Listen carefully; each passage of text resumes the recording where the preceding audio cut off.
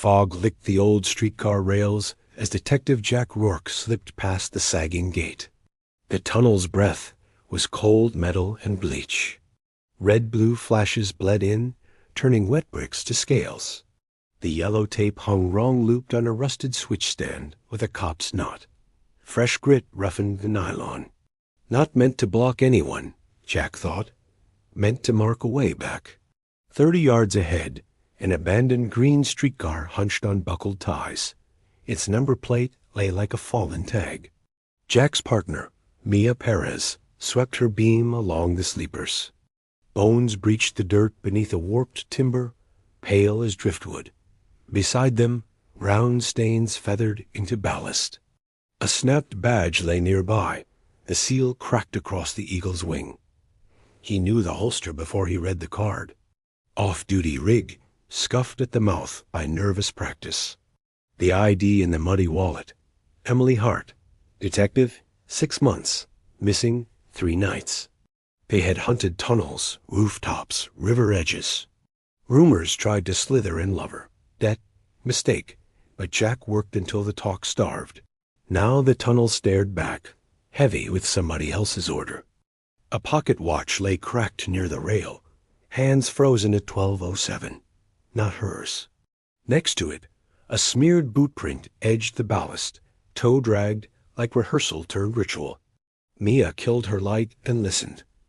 Beyond the car, a drip counted seconds.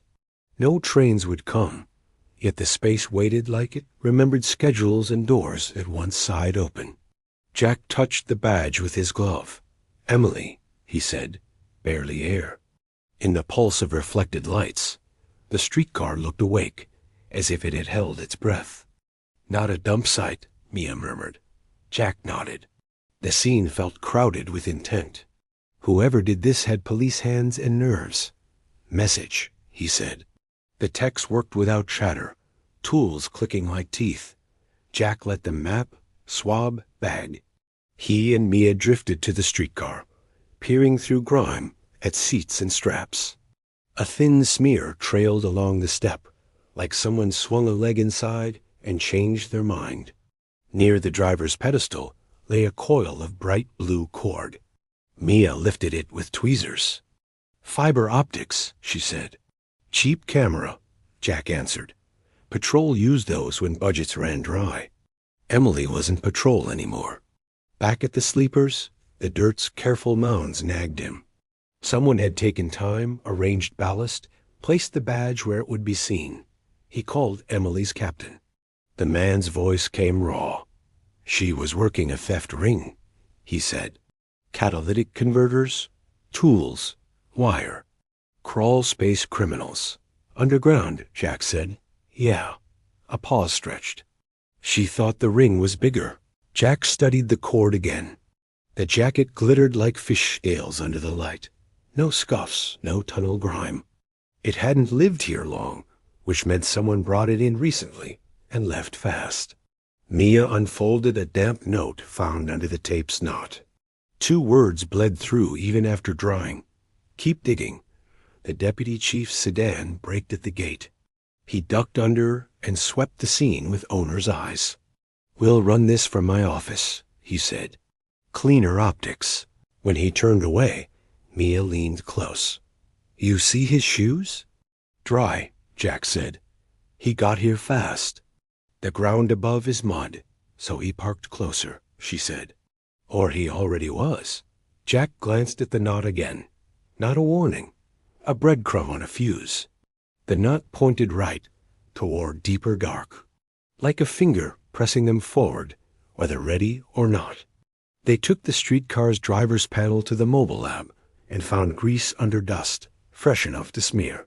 Someone had stood here recently and set dead switches like props. City records put the tunnel out of service since 1978, yet the breaker at the old substation showed a new tag last inspection 2 months ago. The signature belonged to a contractor the city hadn't used in years. Mia pinged the name through her tablet. The firm's address was a mailbox store, the website a single page of stock hard hats. The contact number went to a full voicemail. Jack called Emily's phone again out of reflex. It rang once, then clicked to silence. The carrier showed activity 3 nights ago near the riverfront, close to a scrapyard that loved cash. They drove there at noon. The yard office smelled like coffee and burned metal. The owner, Hank, met them with clean hands and traveling eyes. He shook too soon and too long. Detective Hart came by last week, he said, asking about converters. She was polite. He smiled carefully. Very sure of herself. Was she alone? Mia asked. A guy waited in a sedan, Hank said. Didn't get out. Dark car, no front plate. He gestured vaguely toward the road. Behind the office, stripped frames leaned like picket bones. A blue cable spool sat under a tarp. Jack lifted the edge and saw glittering jackets, thin as noodles, ends razor clean. He signed for the security footage. An hour was missing, just a gray block with a timestamp. A cheap edit, but deliberate. Hank spread his hands. Glitch, he said. On the ride back, Mia watched the city slide. If Emily brought a scope, she said. She planned to go somewhere tight. Jack nodded. Somewhere nobody wants cops to see. The medical examiner met them in a room that hummed with ventilation. She had kind eyes and a brutal file. Time of death is 3 nights ago, she said. Between midnight and 1. Watch said 12:07, Jack noted. She nodded. Nice theater. Not the watch's owner. No prints we like. No transfer of glass to her hands. She paused. She fought. There's trace under her nails. What kind? Mia asked. Polymer and steel, the examiner said. Microscopic. From a cable jacket and a filing edge, best guess. And bleach on her jacket, but not on her skin. Moved, Jack said. Staged, the examiner corrected softly. Somebody placed her and salted the scene. But the breaks are real. Knees, ribs, 2 fingers. Pressure injuries, not a fall. They stepped into the hall. The city sounded far away through cinder block. Jack leaned against paint. She was alive down there, he said. Mia didn't answer. She didn't need to. Internal Affairs called twice. The deputy chief wanted a briefing every hour and a name by evening. Jack's phone vibrated. He let it.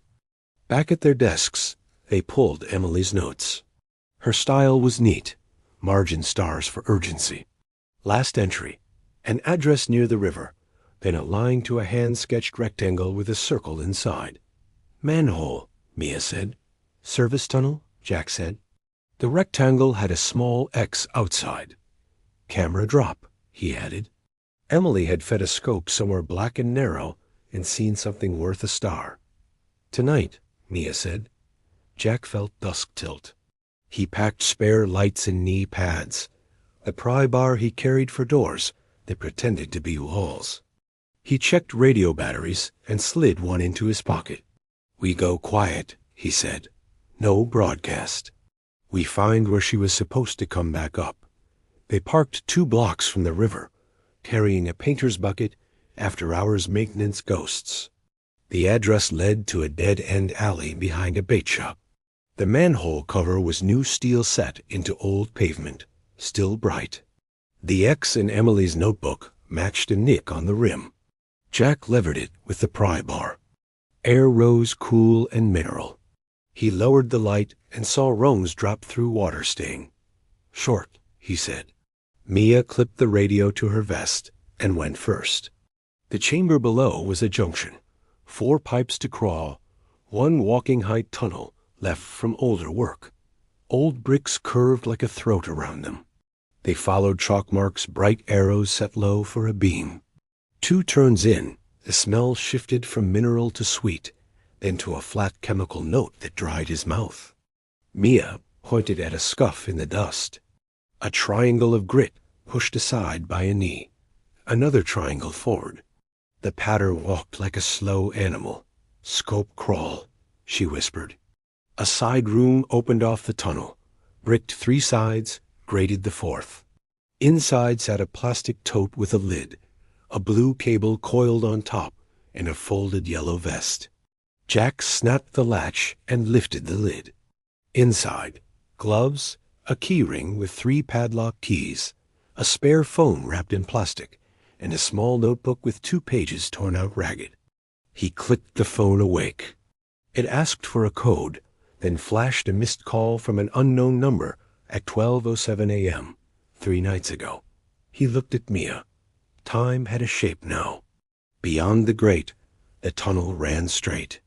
Somewhere ahead, a new sound entered the mix, a faint electrical hum that didn't belong underground anymore. The hum grew from suggestion to presence, a low note that rose through boots before it reached ears. The tunnel widened and met a concrete wall patched with newer cement. A steel door sat in the patch like a scar. 3 padlocks hung on a hasp, each from a different decade. Jack tried the keys from the tote. The third turned with a cheap click. Inside was a repurposed maintenance room. Racks lined the walls, not with tools but junction boxes, battery backups, and a squat inverter buzzing like a trapped bee. Cable bridges fed through drilled brick. Mia traced a finger above a label. Riverlights District. Another read South Spur. A third said Yard E. Someone had built a switchboard for parts of the city that belonged to other people. On a desk, a map lay under plexiglass, annotated in pen. Circles marked manholes. Stars marked cameras. 2 circles and a star hugged the Tram tunnel, connected by a red line. Power theft, Mia said. And eyes, Jack added. The fiber wasn't just for crawling. It was for watching. The ring wasn't stealing scrap. It was tapping juice and traffic. A laptop on the shelf blinked. Jack hit space. The screen woke to a login, background set to a photo of a green streetcar in full daylight. He opened drawers. Receipts, cash bands, blank access badges. A folded raincoat with a dried brown smear on the cuff. Bleach wipes. Citrus clung to the room. What did Emily see? Mia asked. Jack pointed to a feed list taped to the wall. Camera 12. Tunnel North Box. Camera 13. Tunnel car. The last line was handwritten. 12:07 handoff. He photographed the board and map. Then he killed the inverter. The hum died in stages, like a building exhaling secrets it had held too long. By morning, word had outrun them. The deputy chief called a meeting in a windowed room that never felt like it belonged. Suits gathered, coffee steamed, the city's skyline took notes. Jack laid out the map, the photos, the inventory from the room.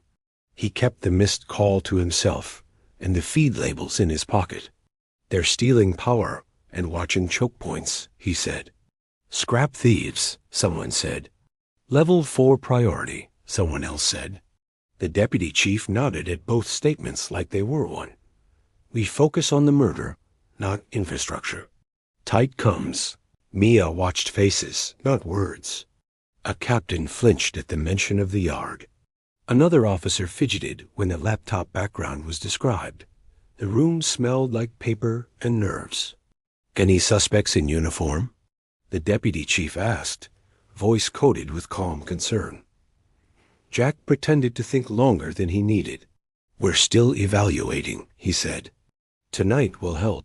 After, in the hall, internal affairs stopped them. No solo moves, the investigator said. Route all surveillances through us.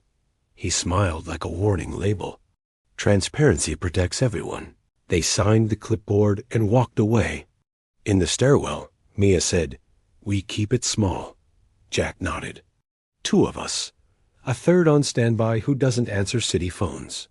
He texted a friend from another county who owed him for a favor that involved a tractor, a birthday, and silence. The reply came quick, standing by. They geared up at dusk. Batteries, optics, a bag of chalk. The river carried a cold wind that threaded their collars and made the metal taste return. At 11:40, they were back underground, lights belted, radios dark. At 12:03, the hum returned by itself, climbing the bones of the tunnel as though the city had rolled over in sleep. They cut through the maintenance room to the tram tunnel and waited behind the dead streetcar. Lights off, eyes adjusting to darkness and memory. The cold made every breath a small cloud. At 12:06, the inverter somewhere they hadn't found began to hum again. A slit of light appeared at the far end, a warm smear against the dark, like a door ruining a theater. At 12:07, something rolled. Not feet. A low electric whir rode the rails, steady as a breath. A maintenance trolley, the kind used for inspections, glided into view with a small crate strapped on. It stopped beside the car as if meeting an appointment. A red LED blinked twice. Somewhere above, a relay clicked. The cable by the driver's pedestal twitched like a fish. The trolley's crate lid popped, released by a cheap solenoid. Inside lay a phone in a sealed bag, a flash drive taped to its back, and a folded square of yellow tape like a tag. Mia squeezed Jack's arm. He didn't move. Behind them, the drip held its breath. Overhead, the world turned a page. The tunnel could have been empty and crowded at once. A camera lens winked from inside the car, a pinhole behind the fogged gloss. A motor hummed, refocused, confirmed the meeting. The lens did not care who watched. Jack waited a beat longer, then slid forward on his knees, low. He cut the crate straps and bagged the contents, leaving the phone. The trolley waited, patient, as if timing mattered. A minute later, the relay clicked again. The trolley reversed with the same whir and vanished into the far dark, a messenger that never asked who hired it. They exhaled together. It had been a handoff with no hands. The message was already moving somewhere else. They ran the hall in the back room of a diner that let cops borrow outlets. The county friend met them with a laptop that didn't ask permissions from the city. The phone booted to a blank launcher with 3 apps: camera, messages, files. The gallery held black squares. Infrared, Mia said, and toggled a filter. Shapes emerged, spare. One clip showed a crawl through a pipe, past new cable fixed with tidy zip ties. Another showed the maintenance room before it was neat, wires hanging like vines. A gloved hand touched the inverter. The last clip shook with effort. The image framed the tram's pedestal, then panned to the sleepers. The gloved hand held yellow tape, tied a knot the way every cop learns, fast and neat. A text thread blinked open on the phone with numbers, no names. The top message, 12:07 confirmed. Below it, 2 words, keep digging. The previous night carried a single ping, WHERE. Mia slotted the flash drive. It held maps, billing records, a roster of badge numbers with rank. Some entries had stars. A separate tab listed contractor IDs, including the mailbox firm. Jack's stomach tightened at the last page. A photo of a whiteboard from an office they recognized. Patrol zones with arrows. Plus an appointment circled meet DC, Friday, 7 p.m. Deputy Chief, Mia said. DC. Jack nodded. Maybe a calendar, maybe coincidence. The whiteboard sat beside a window, with a view only one floor had.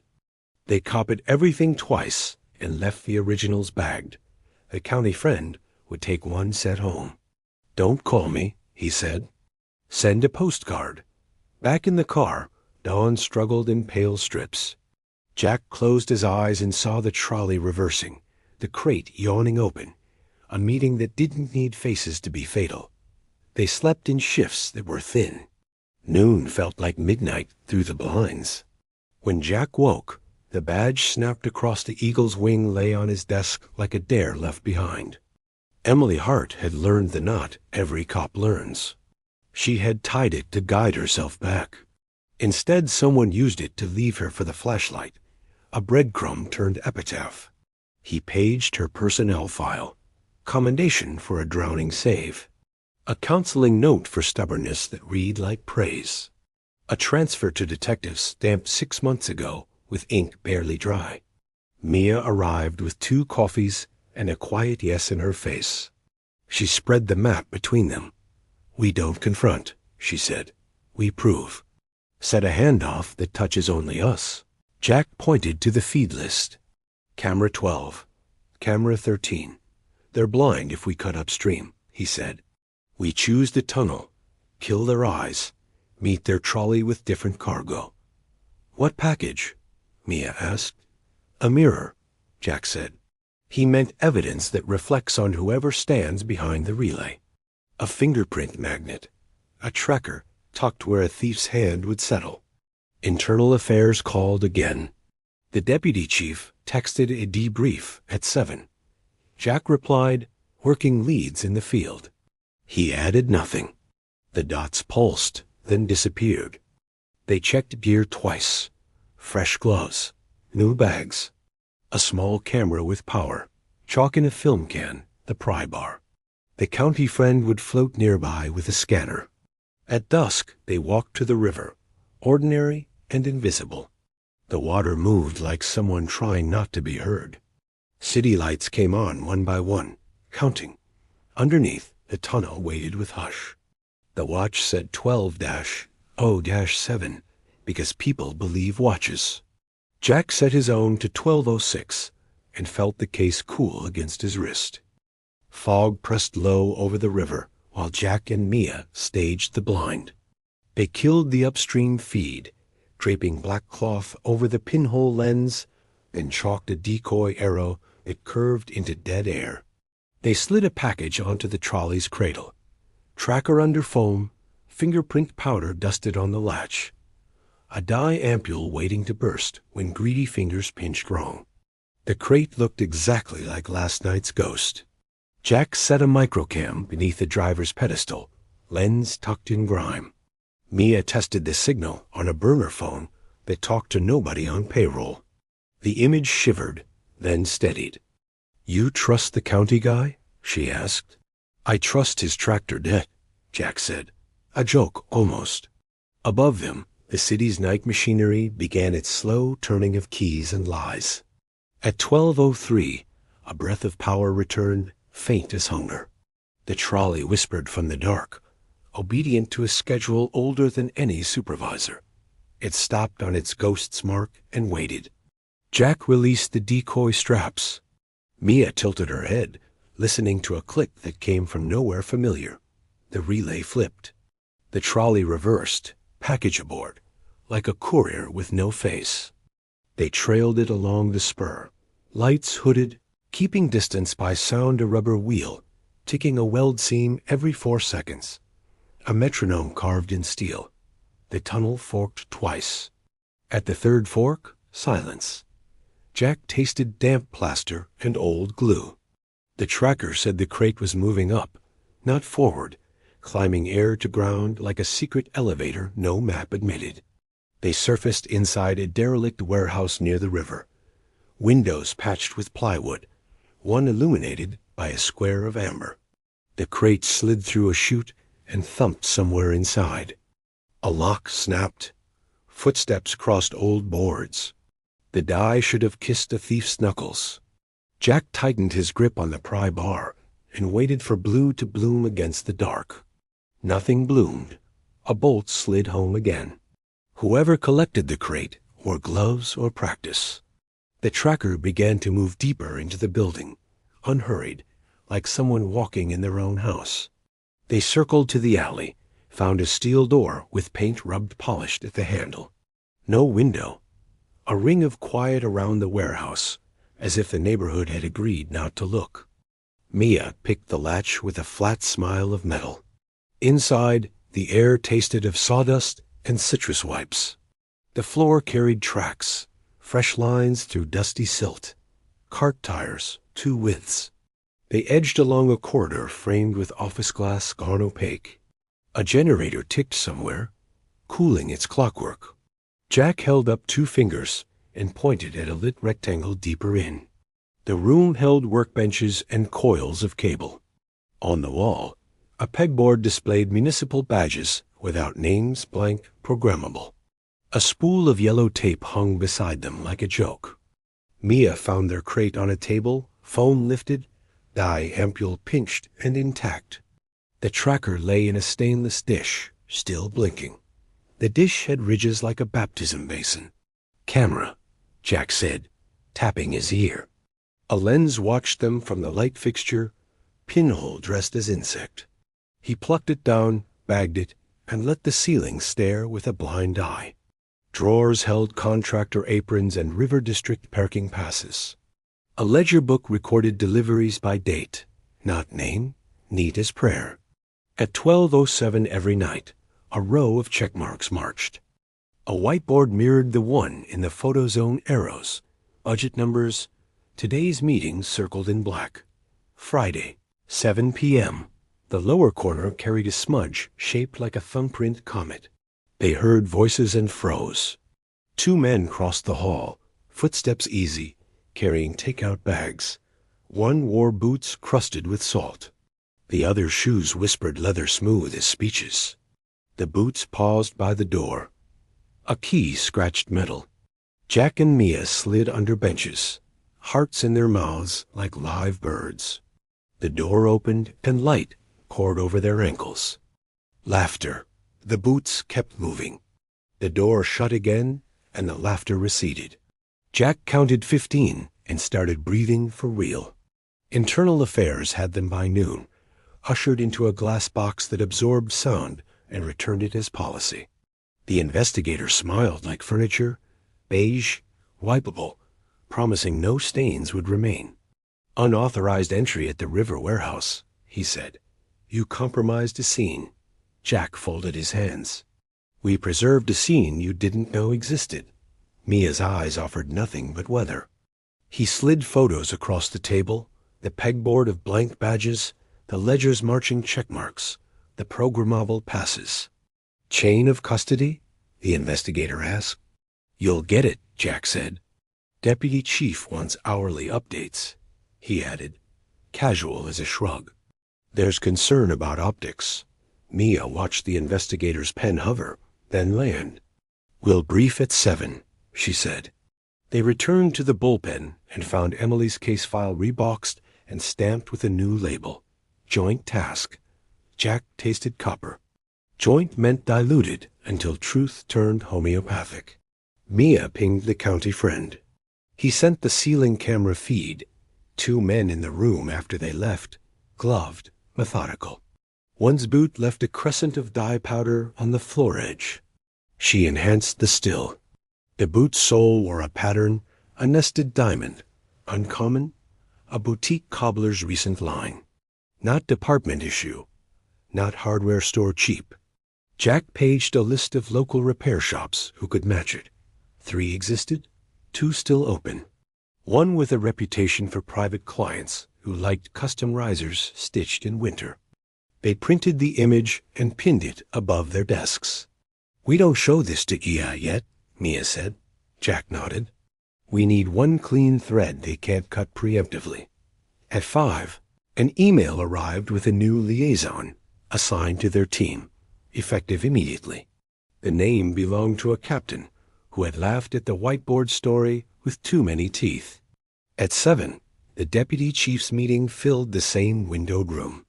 Jack carried the box, set it down, and told a curated story. He left out the boot. He left out the tracker's new resting place. The medical examiner called after dark, voice thin with fatigue. "Got your trace," she said. "The polymer under Emily's nails? Same brand as your fiber jacket. The steel filings? Cobblers use similar files." "Cobblers?" Jack repeated. "Edge dressing," she said. "Filing heels, shaving lifts, fine grain. The kind that leaves invisible lightning until you bother to look."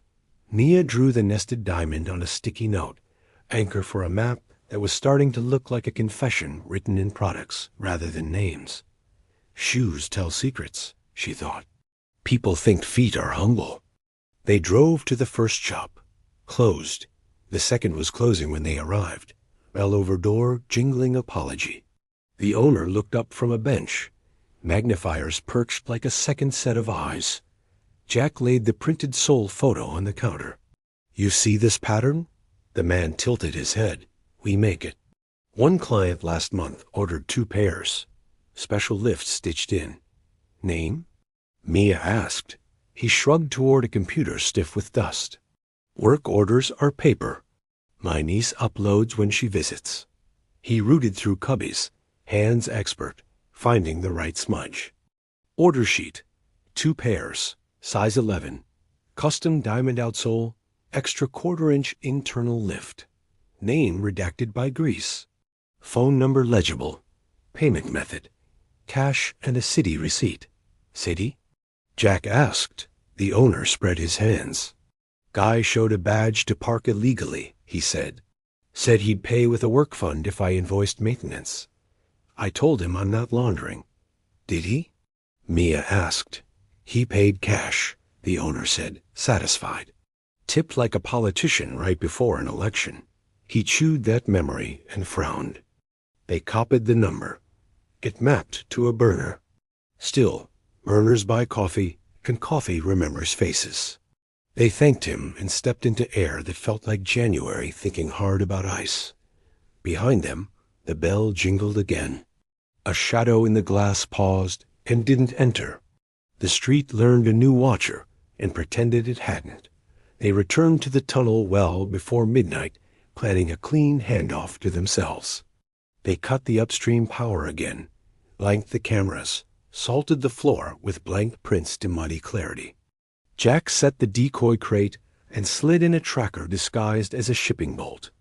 Mia dusted the latch with a fresh ampule. The dye bloomed fast and cold. Any glove would carry it home. At 12:03, the hum failed to arrive. The tunnel held its breath and kept holding. Jack checked his watch, then the burner, and his own pulse like time could be argued into cooperation. At 12:06, the hum returned in a stutter, like a dying battery forced into one more trick. The trolley emerged and stopped too early, 3 ties short, as if a new conductor had changed the mark. Jack didn't move. A rustle traveled the dark, not rodent, not drip, cloth on stone.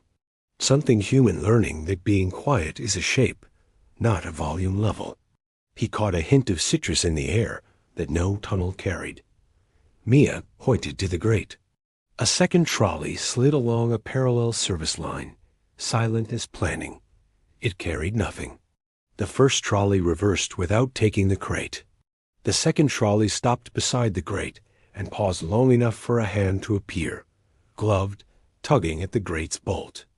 Jack moved. The flashlight stabbed once, white and decisive. The hand vanished. Feet scrambled on wrung metal.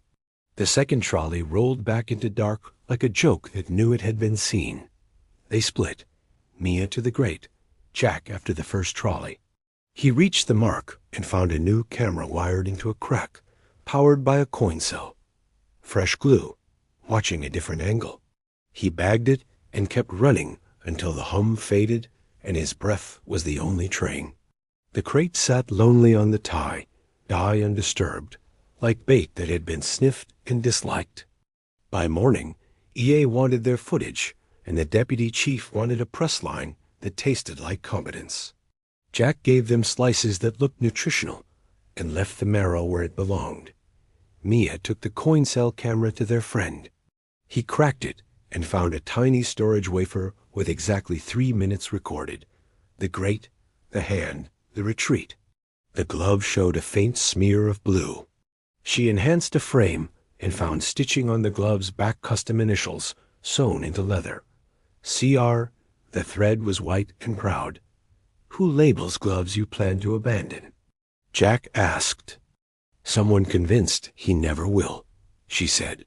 She ran departmental rosters. 3 CRs at rank with access. 1 worked internal affairs.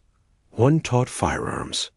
1 had a desk 2 doors from the deputy chief. They took a drive at lunch, circled past the firearms range. The instructor's gloves lay on a shelf, black nylon, off the rack. No thread. 1 down. Ia's CR wore nitrile like the rest. 2 down. The captain near the deputy chief wore leather in winter immaculate, initials on pens, cuffs, luggage tags. A man who wanted the world to know letters belonged to him. They invented a reason to pass his office. He wasn't there. A calendar on the wall showed a River District walkthrough at 7 tonight. The deputy chief's name sat beside it, neat, unbothered. Mia pressed her palm to the door's wood. "We're not ready," she said. Jack nodded anyway. Readiness was a story, not a state. Stories could still be true. They copied the calendar and left. In the stairwell, Jack tasted metal, a memory of the tunnel's breath. He realized he'd started carrying the pry bar in his head everywhere.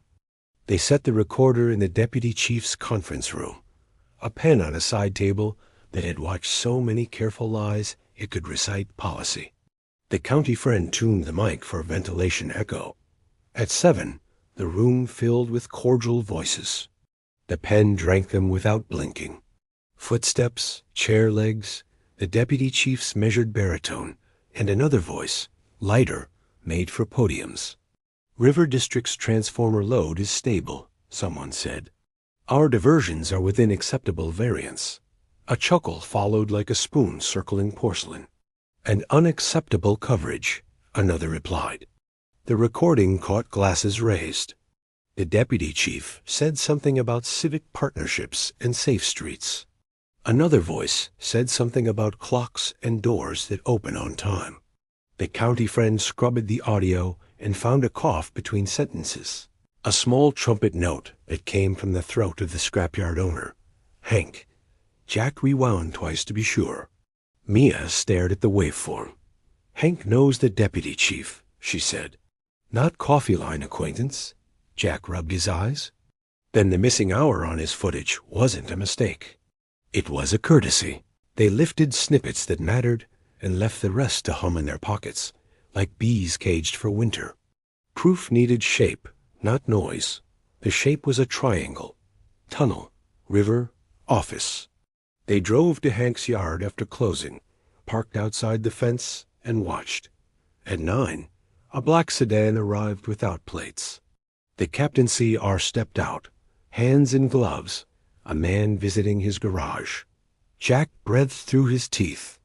"We take him in," he said. "On what?" Mia asked. "On the way," he said. "We need one more thread that holds when pulled." Hank's office light went off. The sedan left with its headlights dark to the corner. They took the long way home and let the city listen to its own tires. Rain braided the river into silver ropes while Jack and Mia wrote the lie they needed. The email was short, boring, and pointed. "Unannounced meter inspection tonight. River District transformer, 12:15 exactly." They sent it from a cloned account only a few people read without blinking.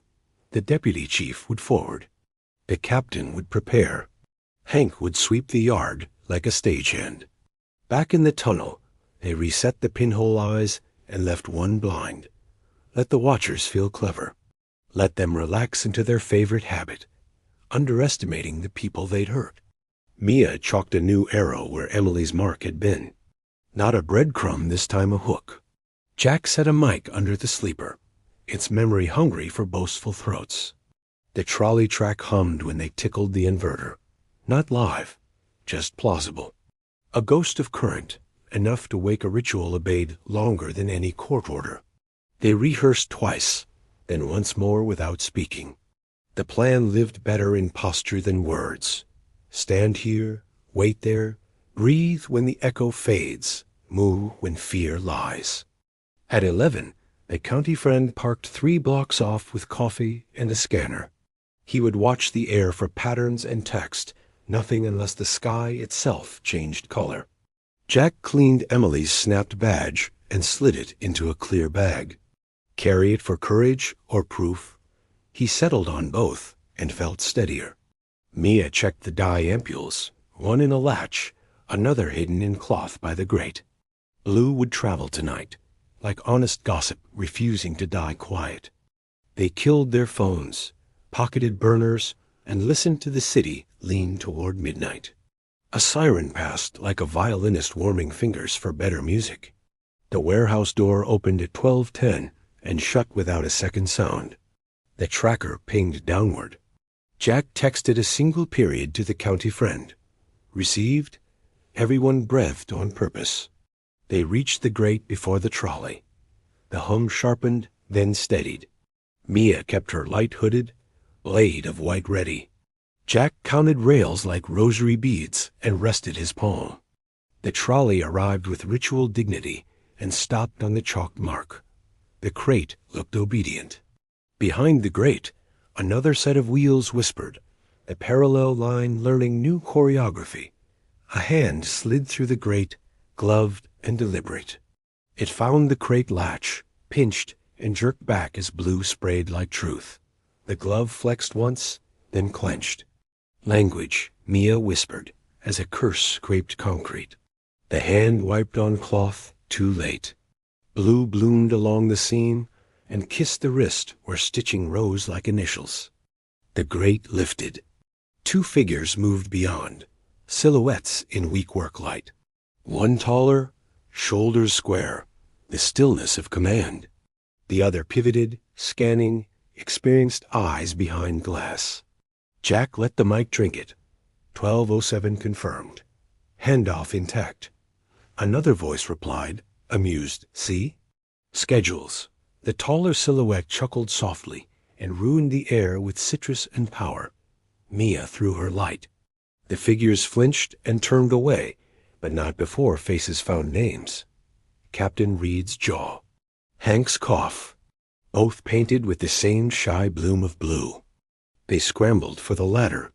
Jack pulled the grate and dropped the pin through. Metal sang, decisive as a verdict. Police, he said, voice clean. Hands where we can see them. Footsteps retreated into the side run. A relay clicked, and the tunnel lights died. Darkness folded over them like thick cloth. Jack smelled bleach, fear, and the end of pretending. Reed didn't run far. He ran smart, cutting into a maintenance vein that bypassed ladders and ended in a throat of brick. Hank stumbled after, coughing apologies into the dark. Mia yanked the pin and hauled the grate. Jack squeezed through first, shoulders scraping, torch low. The blue trail smeared the walls like bad neon in a patient heartbeat. Up ahead, a door rattled. Reed paused at a junction box, snapped a lever, and drowned their light again. The hum rose, fell, and returned thinner, like a lie repairing itself. They moved by memory. 3 ties, a step, the seam, the low pipe. Jack's hand found a hinge. Mia's foot found a drop. They counted quietly, arithmetic of survival. The door at the top of the ladder blew inward. Night air poured down with dust and river cold. Reed climbed fast. Hank heaved, blue fingerprints stamping each rung. They surfaced onto the warehouse floor. Machinery became animals in half-light. Someone had killed every bulb but one, and that one hung over a bench like an eye. Reed turned at the glow and squared himself. The glove shone blue. He removed the other glove and tucked it away, a man tied in catastrophe with ceremony. "Turn around, Captain," Jack said. "Hands," Reed smiled thinly. "Detective, if you only knew the load we carry for this city." His voice was a sermon practiced in lifts. Hank broke first, bolting for a side door. Mia tackled him. Hamstrings snapped loud as cloth tearing. He howled, then folded, then tried bargaining with every god he'd ever met. Reed's smile vanished. He hit the switch for a rolling shutter. Outside, tires crackled. Engines idled. The shutter climbed on a chain, and the deputy chief stepped in, calm as Sunday. The deputy chief's overcoat shed, rained like a seal. He took in Hank on the floor, the die on Reed's wrist, the crate, the pinned grate. His face settled into concern. "Detectives," he said, warm as an auditorium. "This is a delicate infrastructure matter. Captain Reed liaises with partners to keep lights on and crime down. You've wandered into maintenance." Mia angled so the mic in her jacket could drink each vowel.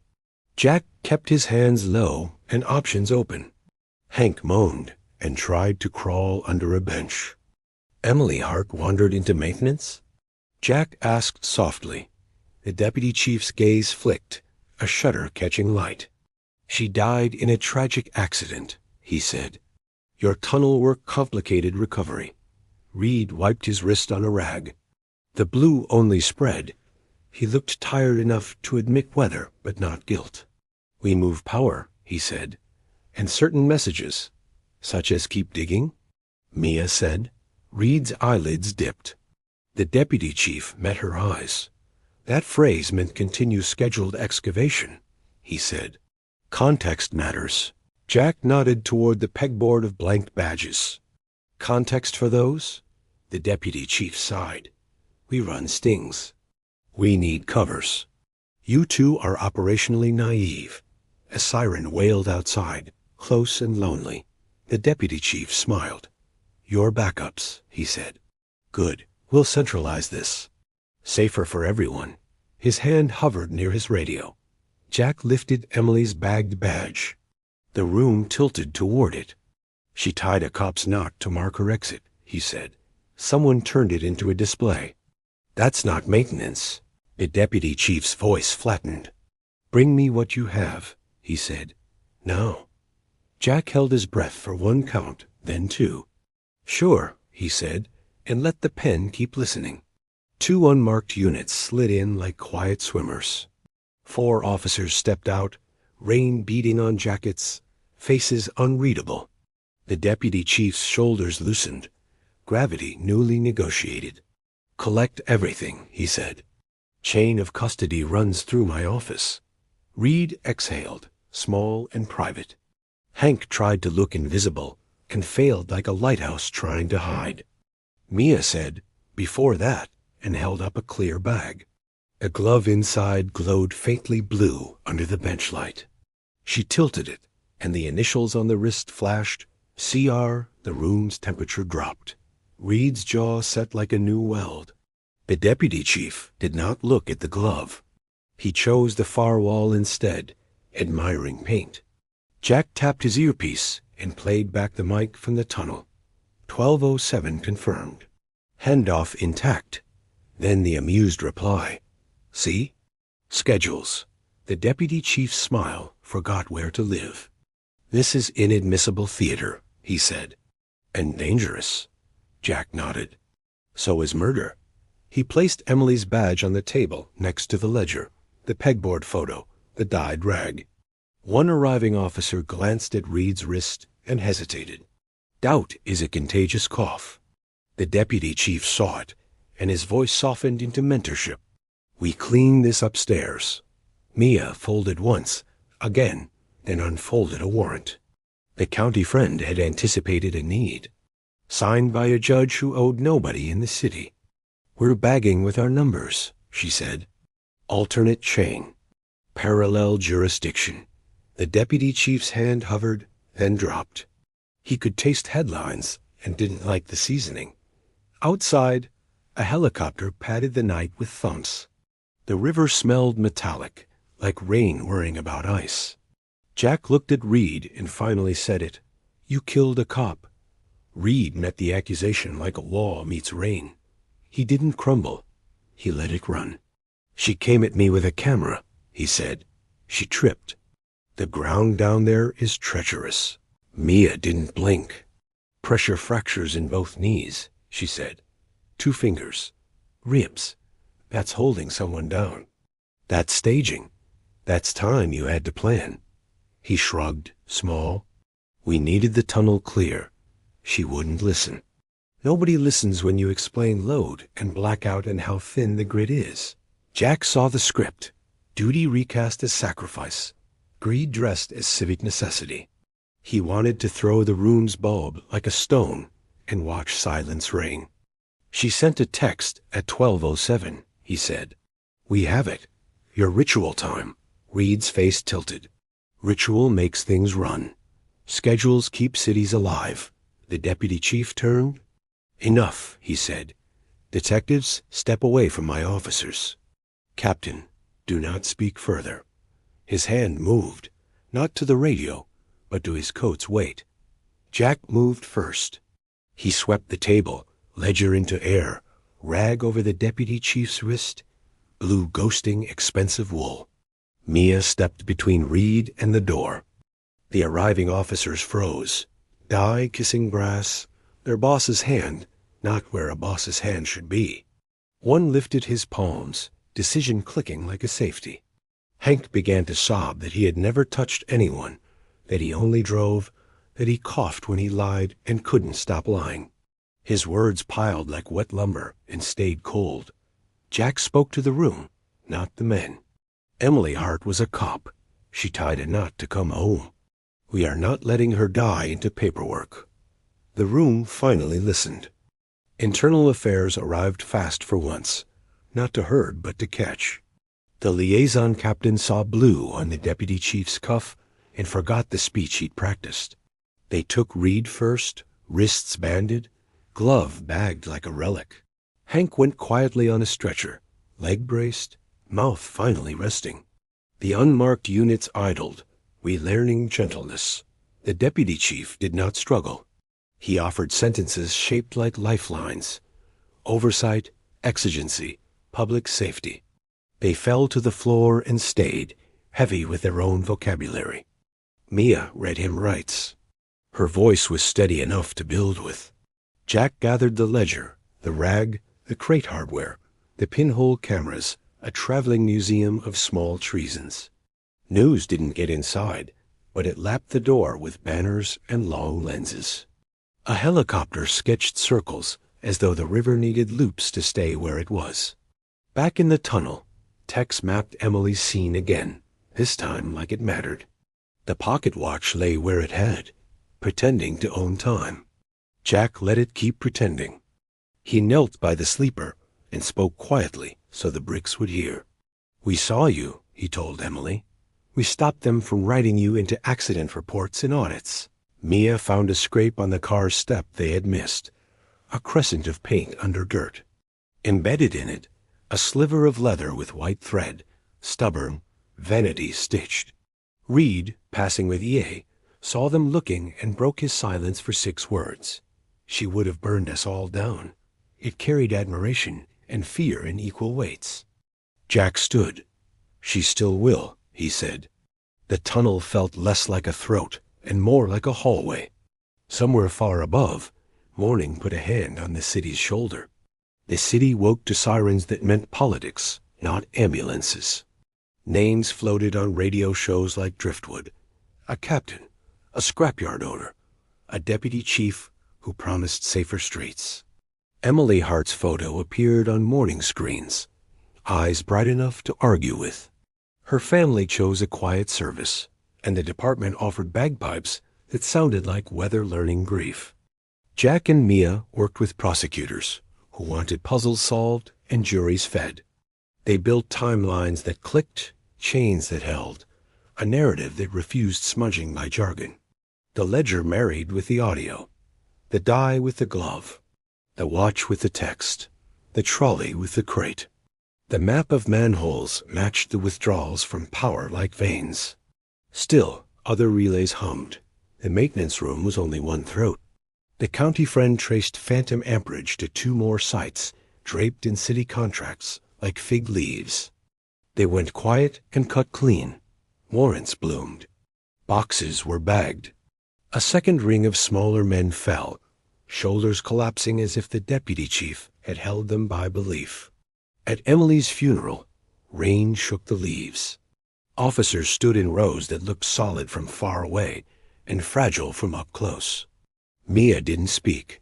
Jack didn't either. Silence suited work. After, they visited the tunnel before trial. The streetcar held still like an animal finally trusting the hands that fed it darkness. The tape was gone. Mia tied a fresh knot on the old switch stand, not warning, not bait. She left the tail long, a road back for anyone still wandering. Jack nodded, unembarrassed by the ritual. They climbed to the river and let daylight have them. The city breathed differently, like someone waking from a bad dream and finding their name where they left it. Trial days ran like narrow streets, slow, crowded, with sudden sun that blinded at corners. Reporters measured coffee by inches of column. Jurors learned the patience of bricks.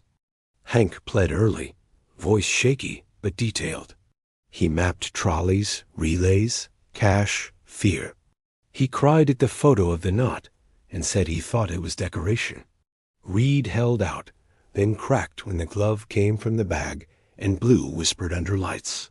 He used words like necessity and triage. They sounded thinner than paper. The deputy chief wore restraint like a medal. He said partnership and public safety until syllables lost meaning. The pen audio arrived, cough, toast, schedules, and made silence lean forward. Mia testified last about the tunnel. She didn't dramatize. She described rails, sleepers, dye, a trolley that kept its appointment without hands. The jurors tracked every noun like footprints. Jack spoke of Emily. He did not eulogize. He told a story of a knot meant to guide return and of someone turning that trail into theater. The courtroom air crystallized. The defense tried to move cause. They pointed at budget memos, outage maps, grant language, and called it fog. The jury listened, then looked through it. Fog can't hold fingerprints. The judge watched with a face like a cold lake. He sustained when it mattered and cut when theater tried to grow. He let the word ritual live in the room. At 12:07 on verdict day, the clerk returned. The time meant nothing and everything, exactly what people give it. The jury foreperson said guilty until the word built a wall. Outside, bells took up an argument with traffic. Jack and Mia stood on the steps and let noise build around them. The city was loud, flawed, and theirs to keep trying. Winter came early. The river skinned itself with a film that cracked like bread when barges nudged through. The tunnel breathed colder, but it breathed without fear. The city sealed the maintenance room and unspooled the illegal lines like veins returned to proper bodies. Workers spoke softly, as if a library had been rearranged by grief. Mia kept Emily's notebook until the property clerk pried it for archives. She had memorized the stars and rectangles. She could draw the X without looking at paper. Jack visited the streetcar sometimes and stood where the chalk had once told his feet to wait. He didn't talk every time. When he did, he kept it short. In spring, Emily's family donated a bench by the river. The plaque didn't shout. It held a name, a badge number, and one word the department argued over, then accepted: return. The county friend sent a postcard with no return address and a photo of corn taller than promises. On the back he wrote, "Keep digging," underlined twice, meaning the opposite. Reed took his sentence with the same square shoulders he'd used to face light. The deputy chief learned the sound of a lock becoming routine. Hank's cough surrendered to quiet. Internal affairs reshuffled, then actually investigated for a while. The department learned new knots for lines that only tie one way. Budgets stopped bleeding for a season. On a cool night, Jack and Mia walked the river and didn't talk about work. A tram bell rang from a museum upriver, soft as memory, and neither of them flinched. They descended to the tunnel one last time, more ritual than reason. Mia tied a neat knot, left a long tail, and smiled. "For whoever needs a way back," she said.